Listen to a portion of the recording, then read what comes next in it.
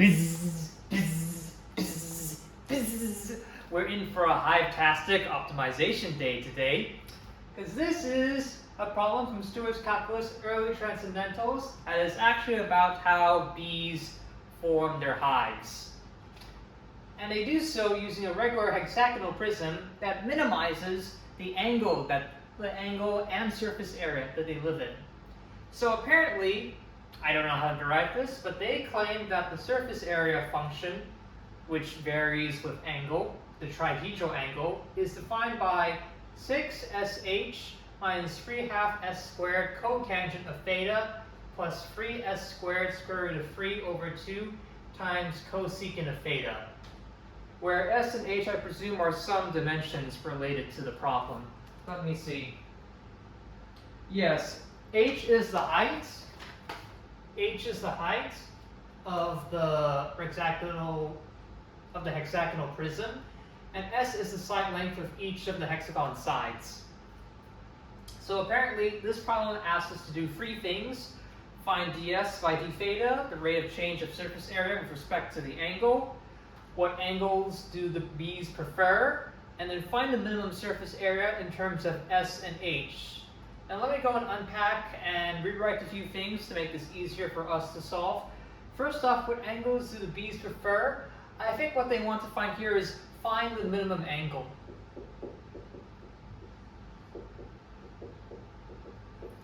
Which means if you find what ds d theta is and set equal to 0, whatever solutions you get, whether it's a polynomial or not, when you plug that solution into the second derivative equation, you better get a you better get a positive value, is what this thing is saying. So I'm going to write this as find the minimum angle.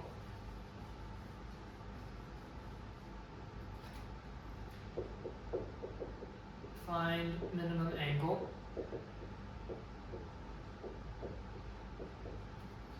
And then I hate the reciprocal trigonometric function notation, because I just prefer to deal with sines and cosines and have even tangents of theta.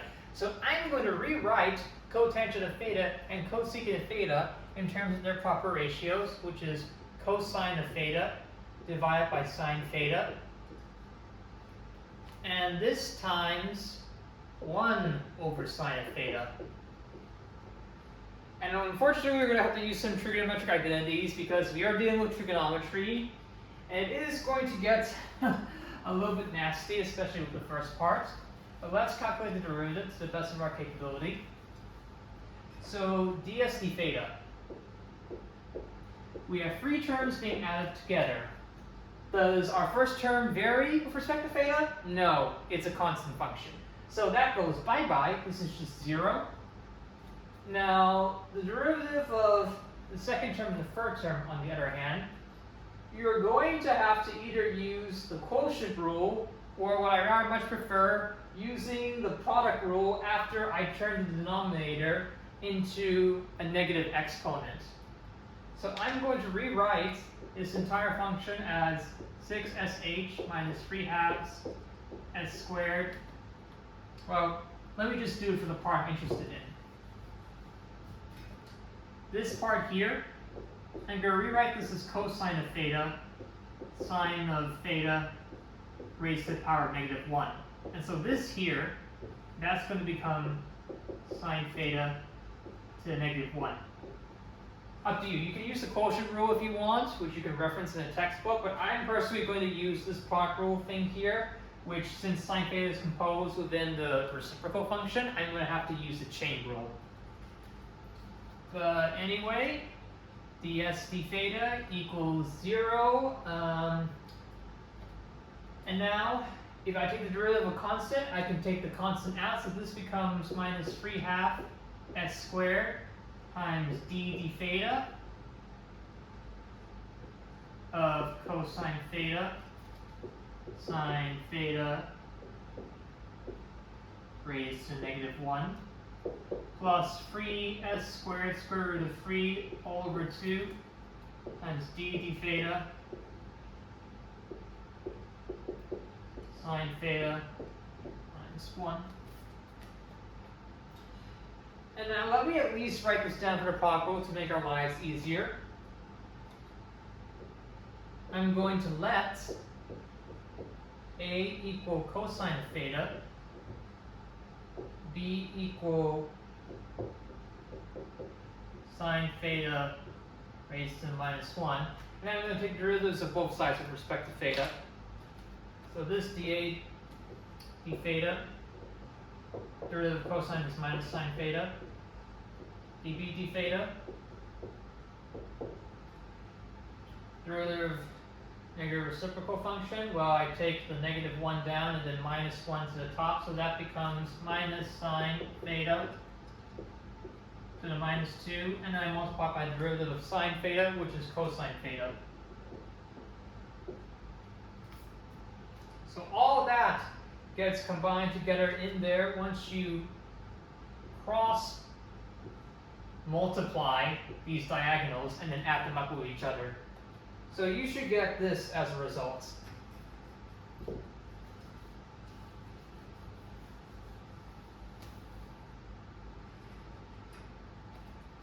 ds by d theta equals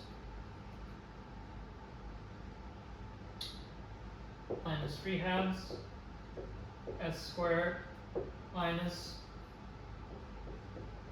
cosine squared theta sine minus 2 squared theta minus sine theta over sine theta. And that is going to be added by that constant 3s squared square root of 3 divided by 2 times minus cosine of theta sine theta raised to the -2. And yeah, this just becomes -1.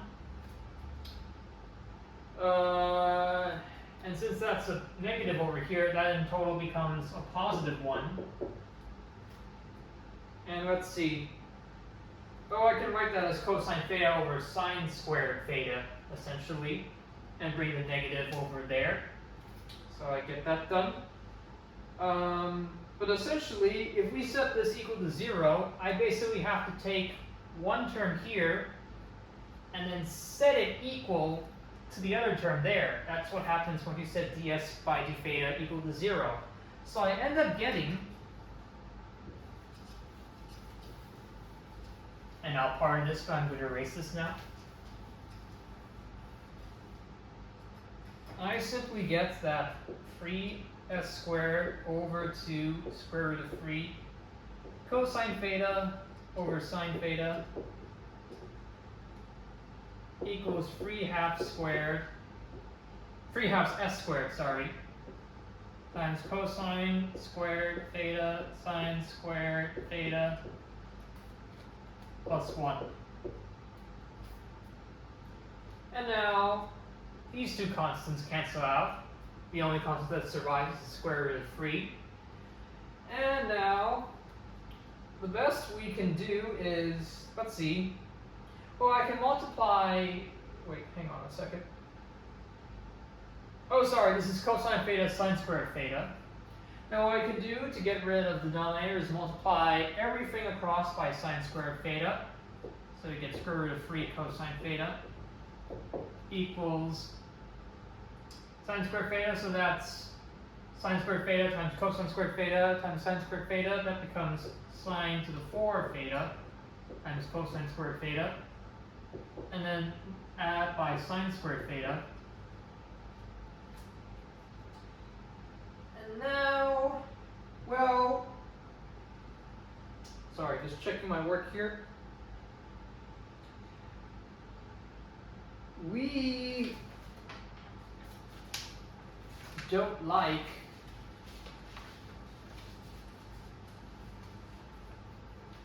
oh yeah, I can divide by cosine theta here. Or not, no, keep it there.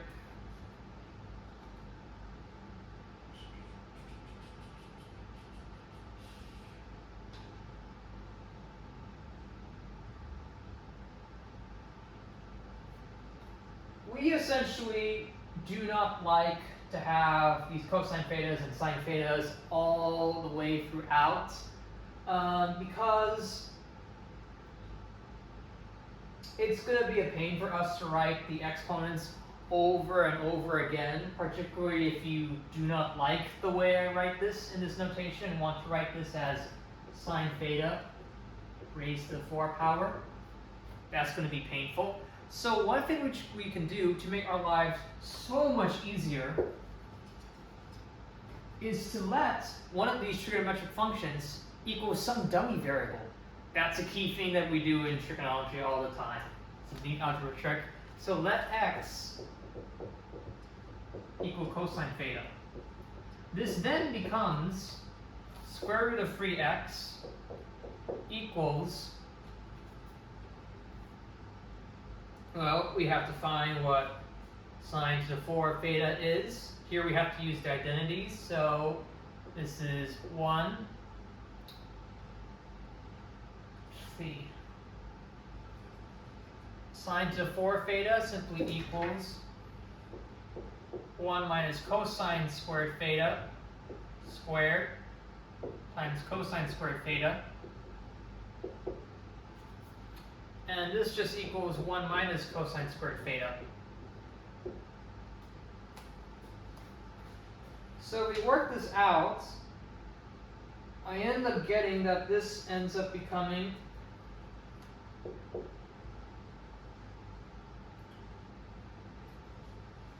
okay, for now let's keep the square root of 3 cosine theta.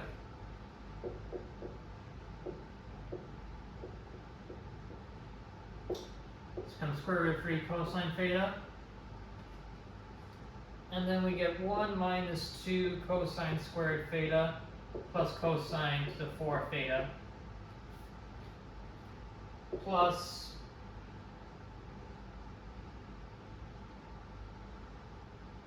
one minus cosine squared theta.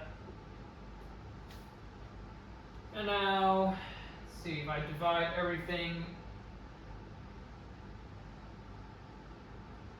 now we can make our substitution, that x equals cosine theta. So this becomes square root of 3x,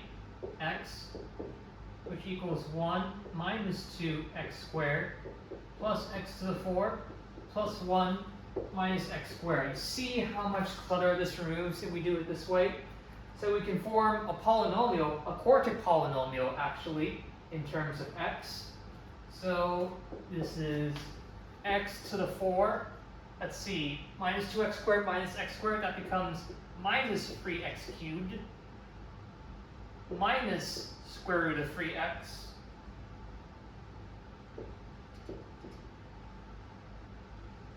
and then plus 1. And all of this equals to 0. So now, apparently, I made a mistake here, but apparently it would appear that 1 over square root of 3 is a solution to this particular formula. And you could just take that by taking this polynomial, putting it into a graphing calculator, Desmos, GeoGebra, whatnot, find where it crosses the x-intercept. But you should get that x equals 1 over square root of 3. In fact, one way, assuming, hope this works, everyone try this works. If 1 over square root of 3 is a solution, then if I plug that into there, I should get 0 out of that. That's the result of the factor theorem. Let's try that right now. So 1 over square root of 3 to the 4 minus 3, 1 over square root of 3 cubed minus square root of 3, 1 over square root of 3 plus 1. This is going to be easy. The minus square root over 3 over square root of 3, that's going to become a minus 1 and a positive 1. Those are going to cancel out. This, on the other hand, is what's more worrisome. I have to be careful here. So let's see. This is going to be essentially 1/9 because we're going to have 1 over square root of 3 times 1 over square root of 3. That's 1/3. Do it 2 more times. You get another 1/3 pair. That becomes 1/9. And this here, we do 1 over square root of 3 So 1 over square root of 3, 1 over square root of 3, 1/3. And then we get 1/3, 1/3 square root of 3. Yeah. So this is minus 3, 1 over 3 square root of 3. This cancels out.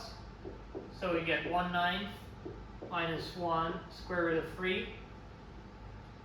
You multiply square root of 3 on the top and the bottom.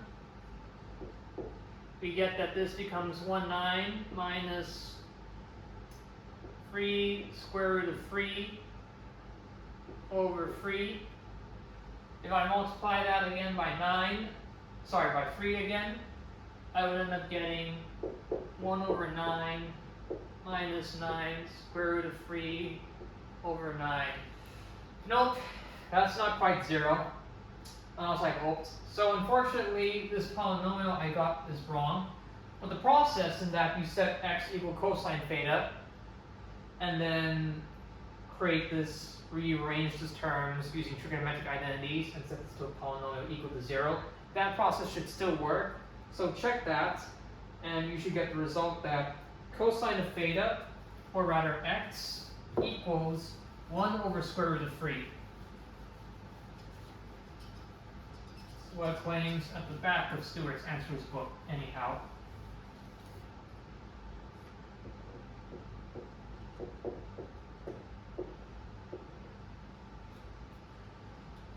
And then to find the minimum angle, well, all we just have to do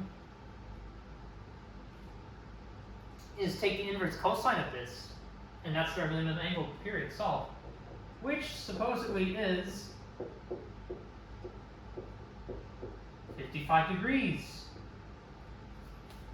So we found the derivative function. I already erased it, my apologies for that, but then we use that to find the minimum trihedral angle, which is 55 degrees. And now we can use this to help us find the minimum surface area, because given we know that inverse cosine 1 over square root of 3 is 55 degrees, it follows that 1 over square root of 3, if we apply the cosine argument, is cosine of 55. And then we can find sine of 55 very easily, because we can draw a right angle triangle here. Since we know cosine of 55 is 1 over square root of 3, that means the adjacent side is 1, the hypotenuse is square root of 3. We can use the Pythagorean theorem to find what the missing side is again. So 1 squared plus y squared equals square root of 3 squared, which just becomes 1 plus y squared equals 3, 3 minus 1, y squared equals 2, y equals square root of 2. So this is square root of 2. And if you want, I believe the angle of the other triangle, the other angle of this triangle is 45 degrees. If you take 90 plus 55 and then subtract them all by 180. Sorry, take the 180 and subtract it by the sum of these angles. Anyhow, well, given we know that y equals square root of 2, sine of 55, and make it on the same side, sine of 55 must be equal to square root of 2 over 3. And now these two values, we can take them and substitute them directly into the original surface area function. So let's do that.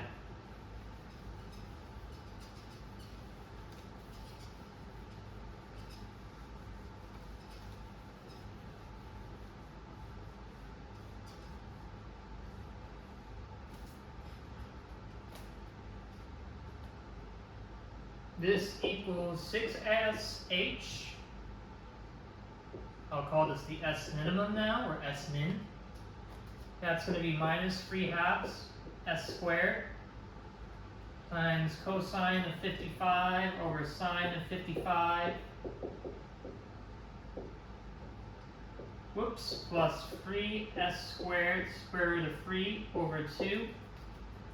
times 1 over sine of 55. But from this, we know that this is just simply 6sh minus 3 halves s squared times 1 over square root of 3 divided by square root of 2 over 3.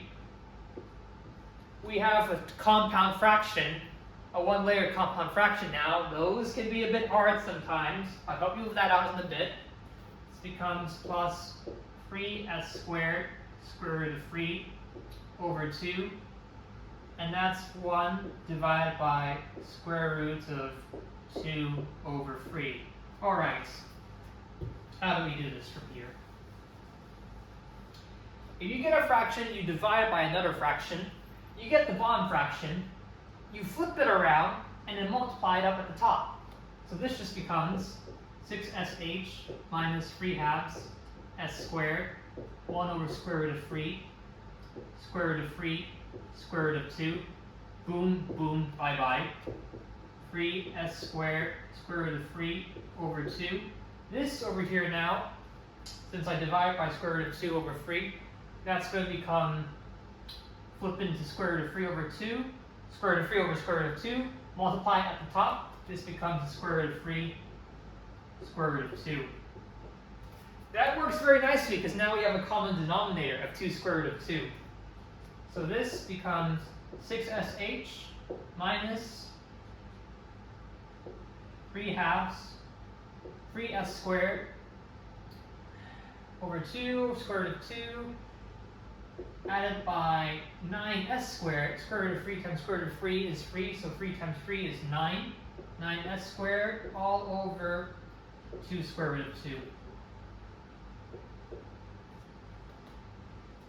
And that just becomes 6sh minus 12s squared divided by 2 square root of 2, which equals 6sh minus 6s squared over square root of 2. Did I make an error there? I think I might have made. Let me take a look.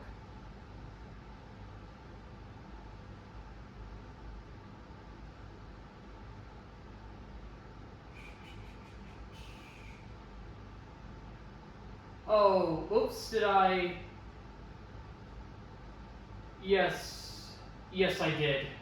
When I put them together, this group implies that this thing has a minus sign as well. So this should be minus plus. Yeah. So this should be plus minus this, plus that. My apologies. And then minus 3s squared plus 9s squared, that becomes 6s squared over 2 square root of 2, which just becomes 6sh minus 3s squared square root of 2. That's our answer. So yeah, that was quite a lot of trigonometry we need to do in order to solve this problem. So I hope you enjoyed this busy video that I got to make. Yes, no, I'm not going to apologize for that lame pun. Please feel free to like, comment, and subscribe. And if you have any advice, leave them down as well. I'll consider it for the next video. Till then, see you.